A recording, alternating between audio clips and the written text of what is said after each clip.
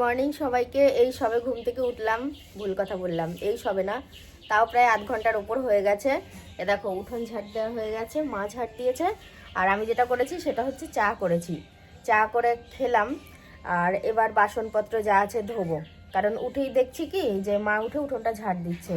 তো ভাবলাম বাসন ধুয়ে যদি চা করতে যাই তাহলে দেরি হয়ে যাবে, তো সেই কারণে আগে চায়ের পর্বটা মিটিয়ে নিয়েছি।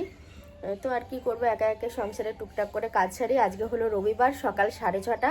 তো এখন থেকেই ব্লগটা স্টার্ট করলাম। না আমি খাবো নাও, আরে খাও। আগে চায়ে মিষ্টি দিয়ে মিষ্টি দিতে বারণ করলাম, খুব মিষ্টি দিলে গ্যাস হয়। আমি বললাম থাক মিষ্টি দিতে হবে না। রাজুকে আমি কোনোদিন ভুল করেও দেখিনি সকালে উঠে ইয়ে খেতে, দুধ চা খেতে। বোধহয় 4টের সময় একবার যায়, তখন মনে হয় খায় তাও লিকার। আমরা যদি একসাথে কোথাও যাই ভালো করে, তাইলে আমরা দুধ চা খেলেও ও লিকার খায়। ওকে আমি কখনো দেখি না দুধ চা খেতে। মা আমাকে বললো যে বৌমা কোকিলা মাছ নিবা, তো আমি বললাম ঠিক আছে। দিয়ে বললো তাহলে ওই যে মাছ বিক্রি করছে তাকে গেটের সামনে ডেকে নিয়ে আসি। দিয়ে মা গেছে মাছ ডাকতে। আচ্ছা আসুক দেখি, মাছ নিয়ে তারপর অন্য কাজ ছাড়বো। এটার সামনে তো ফাঁকা। দোষের মধ্যে প্রকাশের মুখটা আজকে কেমন কেমন প্রকাশের হয়ে আছে। মনটা আজকে খুব খারাপ জানো তো। প্রকাশ তোর মন খারাপের কারণ কি? ভোজ খেতে যায়নি না, ওর এক জায়গায় নিমন্ত্রণ ছিল, দিয়ে যেতে পারেনি অসুবিধার কারণে, ওই জন্য ওর মনটা খারাপ। এখন তো রোদে বসে আছি, খুব ভালো লাগছে। রেগে যাচ্ছি ওর উপরে। আমি বললাম আমাদের বাড়িটা অলিগলির ভেতরে হলে ভালো হতো, আর এত আওয়াজ সব সময়, এই গাড়ি টাড়ি যায়, সে আর কি বলবো। এখন ওর অভিযোগ হচ্ছে বাড়িটা যদি অলিগলির মধ্যে হতো খুব নিঝুম ভালো হতো, জায়গায় হতো ভালো হতো।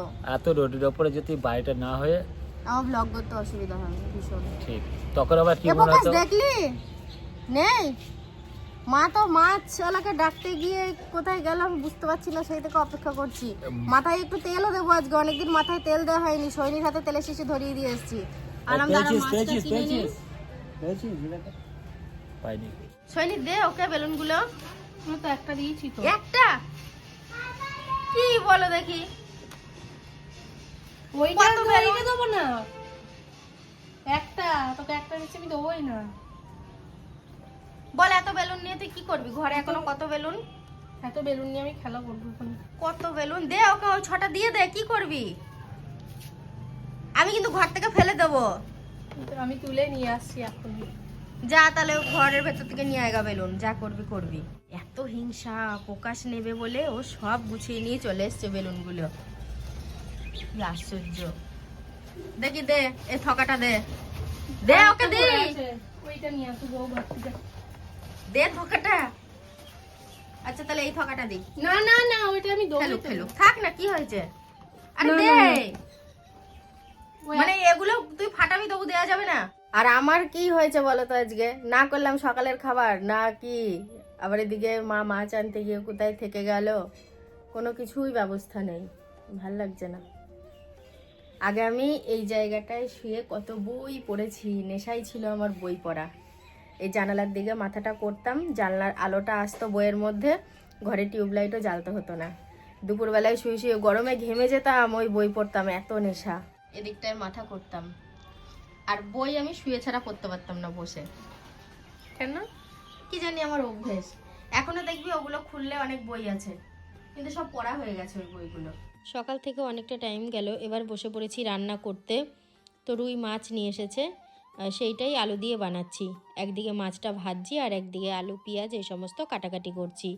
আর ভাতটাও নামিয়ে ফেলেছি, প্রথমে ভাতটা বসিয়েছিলাম। দুদিক থেকেই তাপ পাচ্ছে, গ্যাসের একটা তো তাপ আছেই, আর তার সাথে আছে রোদ্দুরের তাপ। দুটো তাপেই আজকে মাছ ভাজা হচ্ছে। আর এই যে আলুগুলো কেটে নিয়েছি, নতুন আলুর একটু খোসা মোটা হয়ে গেছে, ভালো হয়েছে, বালিটাও কমে এসেছে আলুতে।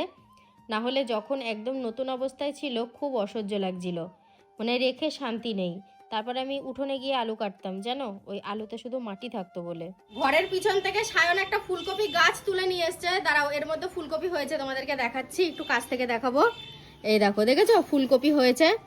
তো আমরা ভীষণ খুশি, কারণ আমাদের বাড়িতে ফুলকপি গাছ এর আগে কখনো হয়ইনি। আর যাই হোক এতদিন পর হয়েছে, সাথে ফুলকপি ধরেছে এত বড়, বাড়ির সবার খুব ভালোভাবে হবে। রান্না, খাওয়া দাওয়া, বিশ্রাম সবটাই হয়েছে, এখন মুখটা পাঁচ করে বসে রয়েছি। আমার কর্তার বক্তব্য, বলল তোমার মুখটা পুরো বাংলার পাঁচের মতো হয়ে রয়েছে। আর সত্যিই তাই, আমি এখন মানে আমার নিজের মুখটা দেখে নিজেরই হাসি পাচ্ছে। কি করব, চুপচাপ বসেছিলাম তো একা একা, ওই জন্য মুখটা এরকম হয়ে গেছে। অপেক্ষা করছি কখন সন্ধে হবে, তখন সন্ধে দেব। আর একটুখানি বসে থাকি এখানে।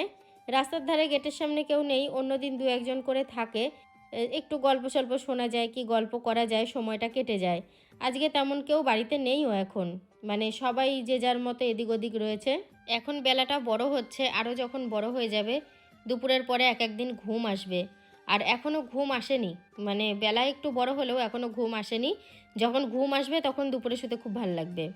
আর এবার দেখো আমার মন ভালো হয়ে গেল, মা তো বিকালে হাঁটতে যায়, তো কুল নিয়ে এসছে, বলছে এই নাও পাকা কুল। আর সত্যি গাছ পাকা কুল দেখো। এই বছরে কুল খেলাম কয়েকটা, সেটা হচ্ছে ওই বাজারের কেনা কুলগুলো, নারকেলি কুল, হাইব্রিড কুল। তো এই কুলগুলোর কিন্তু স্বাদ গন্ধ দুটোই আলাদা, কারণ দেশি কোনো কিছুর সাথে অন্য কোনো কিছুর তুলনাই হয় না। আমার মুডটা ফ্রেশ করে দিল এই পাকা কুলে। তো একটু টকটক লাগলেও খুব ভালো। কয়েকদিন আগে কুল মাখা করেছিলাম, তখন এই কুলগুলোকে খুব মিস করছিলাম। মনে হলো কি যে ওই কুল মাখা না করে এই কুলগুলো মাখা করলেই বেশি ভালো হতো। যেই সিজনের যেই ফল সেটা কিন্তু কম বেশি করে খেতে হয়, জানো তো, আমরা খেয়ে উঠতে পারি না, তাই এই কুলটাই খাওয়া হয় না, কিন্তু কুলটাও প্রয়োজন এই সিজনে। তো আবার ওই কি বলে আম কাঁঠালটা আমি পছন্দ করি না। আম পরিমাণে খুব কম খাই, কাঁঠাল খাই না, কিন্তু খাওয়া উচিত, জামও খাওয়া উচিত। রাঙা আলু সিদ্ধ করেছি দেখো, দিয়ে চটকাচ্ছি। আজকে রাঙা আলু দিয়ে রুটি হবে আর সুজি রান্না করব। মাছের তরকারি ছিল, ওটা গরম করলাম। এই যে এটা আমি প্রথমবার বানাচ্ছি, দেখা যাক কি হয়। হবে, রুটি হবে। কি হয়েছে? আমি যখন এই জায়গাটায় করে এসছি তখন না আমার সন্দেহ হয়েছে, আমি দেখছি এই জায়গাটা এরকম তরকারি চেপটে রয়েছে কেন। আমি তোমাকে ওই আলু রুটি করেছি, ওই রুটিটা দিতে আসলাম, তো রুটিটা নিতে এসেছি, দিয়ে দেখি এই জায়গাটা দিয়ে আমার না সন্দেহ হলো। আমি দেখছি মাছের গামলাটা খুলে দেখি, তো আমি মাছের তরকারিটা গরম করে শুধু মাকে আর বাবাকে খেতে দিয়েছি। আর তোমার আমার 2 পিস মাছ ছিল, একটা পিঠের একটা পেটের। এ দেখো পেটের মাছটা রয়েছে, আর পিঠের একটা পিস ছিল, সেই পিসটা বিড়ালেই নিয়ে গেছে। বিড়াল ছাড়া কিসে নেবে। তুমি ঢাকা দিয়ে রাখো নি? হ্যাঁ, একটা ঝাঁঝুরি থালা ঢাকা দিয়েছি। এটা এরকম হাতাটাই ঢুকানো ছিল, যেমন থালা তেমন আছে। ওনার মাথা দিয়ে থালা ফাঁক করে তারপরে নিয়ে গেছে। গেটটা তো খোলা ছিল আমাদের। হ্যাঁ, এই গেটটা খোলা ছিল। ওই গেটটা ওই গেটটা খোলা ছিল, আমি কি এদিকে তাকিয়ে বসেছিলাম না নাকি? না, আমি সেটা বলিনি। আওয়াজ পাওনি? না। এই যে এখানে চিনি দিয়ে জল দিয়ে রুটি ভিজানো আছে, এনাও খাও। জল দিয়ে ভিজানো নাকি আমার জন্য? না, তোমার জন্য শুকনো আছে, আবার এটা অনেকটা, এতটা খাবো না। তাহলে তুমি খাও, একটু অর্ধেক করে দাও, তারপরে আমি খাচ্ছি। আমি এতটা খাবো না। একটা কাজ করো, এটা বড় থালায় মাখাও। কেন, এটাতেই মাখানো যাবে? তাহলে এটাতেই মাখাও, ঠিক আছে। দুজনে হাফ হাফ করেই খাই। তাহলে তুমিও হাফ খাবে, আমারও হাফ হবে। ঠিক আছে। তুমি একটু বেশি খাবো, আমি একটু কম খাবো। ঢেকুর তো তুলছো টুকটুক করে, বলো কেমন লাগলো? রুটি খেলাম জল দিয়ে, ভালোই লাগলো। নরম নরম হয়েছে না বেশ রুটিটা? খুবই নরম হয়েছে, ভালো লাগলো।